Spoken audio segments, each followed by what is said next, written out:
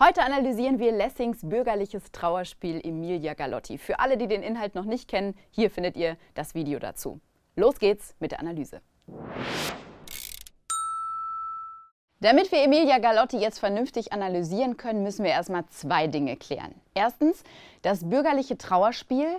Was ist das eigentlich? Zweitens, wie war die damalige Gesellschaft eigentlich so drauf? Dazu müssen wir uns die Figuren in dem Stück genauer angucken. Das bürgerliche Trauerspiel ist eine Form der Tragödie. Tragisch. Aber was ist jetzt der Unterschied? Die klassische Tragödie spielt eigentlich immer in der Welt des Adels. Die Themen sind die ganz großen Dinger: Freiheit und Gerechtigkeit. Es geht um Helden, um Katastrophen. Die Tragödien spielen meistens in der Vergangenheit. Normale Menschen wie der Schuster um die Ecke oder der Bauer auf dem Feld können keine Tragödien erleben. Zu lame sind ihre Probleme. Doch als im 18. Jahrhundert das Bürgertum immer mächtiger wird, erfinden die Schriftsteller das bürgerliche Trauerspiel. Also eine Tragödie mit bürgerlichen Themen, könnte man sagen. Beim bürgerlichen Trauerspiel steht, wie der Name schon sagt, das Bürgertum im Zentrum, also die Mitte der Gesellschaft. Es geht um die Tugenden des Bürgertums und um die Moral. Gefühl ist wichtig und das Leiden, wenn es Konflikte gibt. Lessings Ausdruck dafür lautet Empfindsamkeit. Das bürgerliche Trauerspiel spielt also anders als die klassische Tragödie in der Gegenwart. Der Blick wird von den Helden und Adeligen auf die Bürger und von der Vergangenheit ins Hier und Jetzt gelenkt. Was will uns Lessing mit dem Stück sagen? Grundfrage der Analyse. Lessing thematisiert in Emilia Galotti den Konflikt zwischen Adel und Bürgertum. Die Tugenden der Bürger werden dem Verhalten des Adels gegenübergestellt. Deshalb ist das bürgerliche Trauerspiel auch politisch. Es entsteht im Geiste der Aufklärung.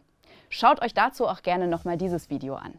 Um das besser zu verstehen, werfen wir mal einen Blick auf unsere Figuren. Der Prinz Hettore von Guastalla ist das Paradebeispiel eines leichtfertigen, unmoralischen und egoistischen Adeligen. Er will dem Grafen Emilia ausspannen und schreckt dabei vor nichts zurück. Alter, diese Emilia ist ja wirklich hot. Gerade ein Bild von der gesehen. Jo, aber sie soll den Grafen Abbiani heiraten. OMG, die gehört mir. Chill, ich mach dir die Kleine klar und kümmere mich um das Problem. Bester Diener. Am Ende schiebt er die Schuld seinen Untergebenen zu. Das ist hier sein Diener Marinelli. Der echte Bösewicht ist ja eigentlich Marinelli und nicht der Prinz. Er hat den Grafen umbringen lassen und alles eingefädelt. Scheiße, das war alles ein Riesenfehler. Ich wollte das nicht. Emilia, die Liebe meines Lebens, ist tot. Jo, alles falsch gelaufen. Bin down. Du bist an allem schuld. Hau bloß ab. What? Trotzdem hat sich der Prinz schuldig gemacht, indem er dem skrupellosen Marinelli Handlungs- und Straffreiheit gewährt. Das eigentliche Problem ist die gesellschaftliche Struktur und nicht der Einzelne, also der Prinz selbst. Schauen wir uns mal unsere weibliche Heldin Emilia Galotti an. Sie kann einem nur leid tun, denn ihr Leben wird zerstört und sie hat wirklich nichts falsch gemacht. Sie hat einfach nur das Pech, dass sie den oberen Klassen dem Prinzen zu nahe kommt. Sie schafft es nicht, dem Prinzen eine Abfuhr zu erteilen, denn sie weiß anscheinend, dass sie dem Adel hilflos ausgeliefert ist. Und da haben wir es wieder. Alles dreht sich um den adeligen Prinzen. Und weil Emilia die Ehre ihrer Familie schützen will, ist der Selbstmord ihr einziger Ausweg. Emilia, mein Kind, warum gibst du dich mit denen ab?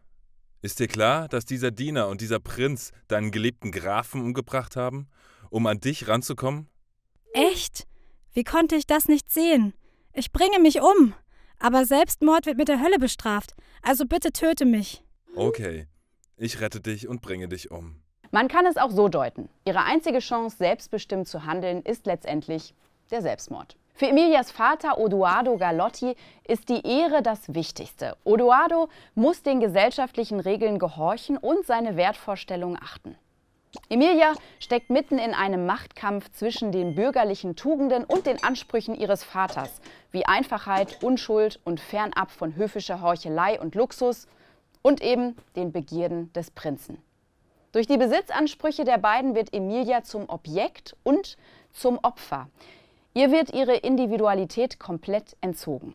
Daran wird deutlich, dass Lessing beide Seiten kritisiert. Zum einen das Bürgertum mit seinen festgefahrenen Tugenden, den unerschütterlichen Moralprinzipien und überzogenen Idealen wie Liebe, Treue und Mitmenschlichkeit.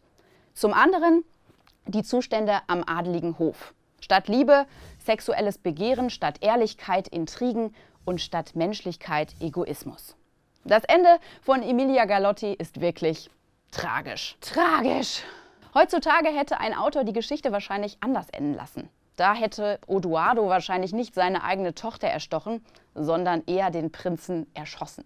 Aber Lessing vertritt die Ideen der Aufklärung. Als er 1772 Emilia Galotti schreibt, ist die Französische Revolution noch nicht geschehen. Da tötet man einfach keinen Adeligen. Deshalb denkt Odoardo, er sei ein liebender Vater, wenn er seine Tochter umbringt und ihr die Schuld des Selbstmordes abnimmt. Lessing meint, dass das Theater den Menschen und hier ganz speziell das Bürgertum erziehen sollte. Um sich aber mit den Figuren identifizieren zu können, müssen sie deshalb Bürgerliche sein, also so sein wie du und ich.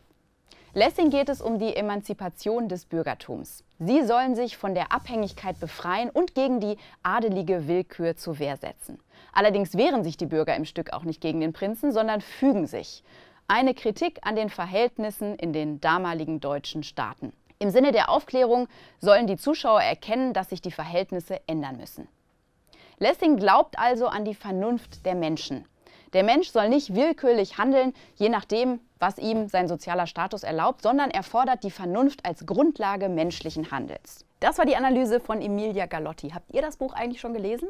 Und habt ihr eventuell noch Fragen dazu, dann schreibt das alles mal in die Kommentare. Wenn es euch gefallen hat, wie immer einen Daumen nach oben und lasst ein Abo da. Bis zum nächsten Mal.